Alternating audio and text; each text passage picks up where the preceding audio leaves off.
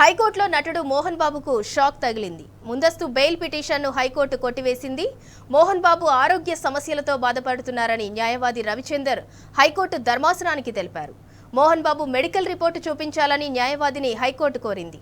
Cardiologist, neurologist పర్యవేక్షణలో ఉన్నారని advocate Ravichander హైకోర్టుకు తెలిపారు. మరోవైపు జర్నలిస్ట్ స్టేట్మెంట్ రికార్డును జీపీ హైకోర్టుకు సమర్పించారు.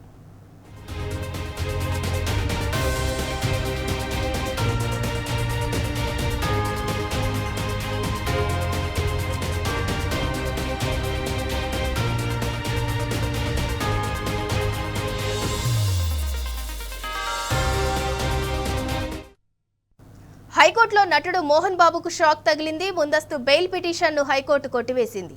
మోహన్ బాబు అనారోగ్య సమస్యలతో బాధపడుతున్నారని న్యాయవాది రవిచందర్ హైకోర్టు ధర్మాసనానికి తెలిపారు. మోహన్ బాబు మెడికల్ రిపోర్టు చూపించాలని న్యాయవాదిని హైకోర్టు కోరింది. కార్డియాలజిస్ట్, న్యూరాలజిస్ట్ పర్యవేక్షణలో ఉన్నారని అడ్వకేట్ రవిచందర్ హైకోర్టుకు తెలిపారు. మరోవైపు జర్నలిస్ట్ స్టేట్మెంట్ రికార్డును జీపీ హైకోర్టుకు సమర్పించారు.